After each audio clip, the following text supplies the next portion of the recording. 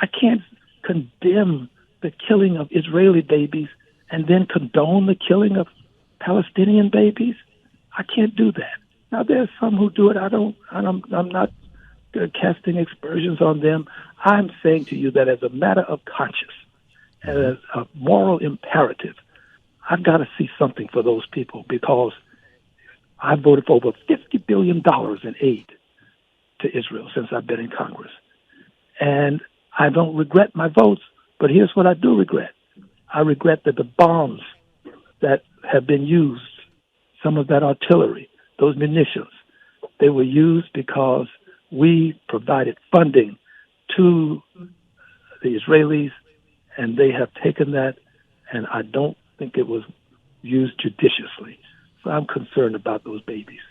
Well, it does appear we're going to be providing quite a bit more. Congressman Al Green is joining us live from his hospital bed right now after making that surprise appearance last evening during the impeachment vote in the House. Congressman, I'm wondering, before you leave us, if your doctors okayed that, if they thought it was a good idea for you to leave. Because, Republicans like Marjorie Taylor Greene are claiming that they were hiding you and that the Democrats somehow pulled a fast one at the last minute. Thank you for addressing the issue. There was no trickery involved. I spoke to my physicians here when I saw on television, I'm lying here in the hospital bed, and I see that they're going to bring up this vote. So I talked to the staff here at the hospital. I talked to the physicians, my surgical team. I talked to the administration, and I had to negotiate with them. I had to sign a document explaining to me the possible harm that could befall me. I did it, and I called Speaker Jeffries. Yes, they were reluctant to do it, I will be candid, because they were concerned about me, and I love them for being concerned. But I had to cast this vote. This is my job. So I talked to Speaker Jeffries. I called him, and I explained to him that I was about to take an Uber. My staff was trying to get an Uber so that I could get to the Capitol. And he first of all said, Al, your health is the first thing that you have to consider. And after I convinced him that I was going to come, he said, well, look, we'll provide transportation. And that's the extent of his involvement. He did not demand that I come. He did not request that I come. He did not beseech. He didn't implore. He said, if you're coming, we'll give you transportation. I guess as a leader, he felt embarrassed that one of his members is coming from a hospital in an Uber to vote.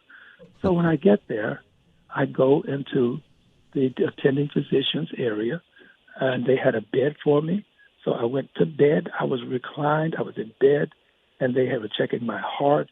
They were checking my pulse rate, if you will, checking to make sure my blood pressure was in order.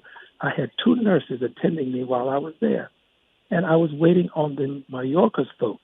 And I'm sorry if they were thrown off because I didn't come up for another vote, but I didn't come for that vote.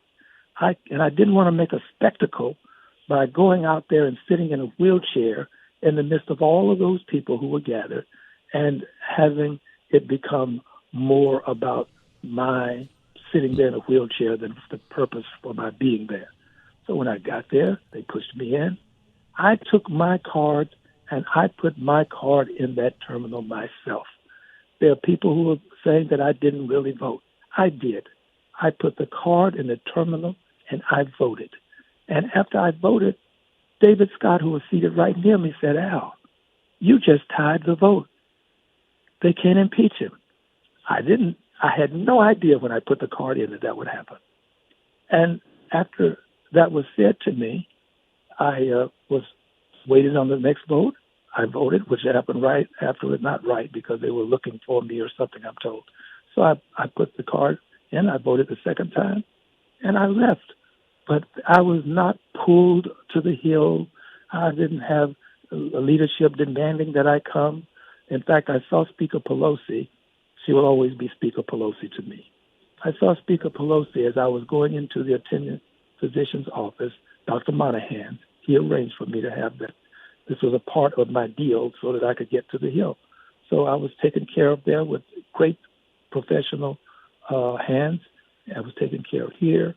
And it was all done to get me there to cast my vote. And here's why. Because I know this secretary. Baby at Texas Children's Hospital that needed help. The hospital got in touch with me and said this child had been taken across the border. He was not a citizen, in an area with his mom where he had no support system. And they needed to have him back because he was a dialysis patient. I contacted the secretary. This process of parole is what got that child back and saved his life, in my opinion. Yeah, I understand. And for people to say that parole is being abused, this is not a gate to let the world in.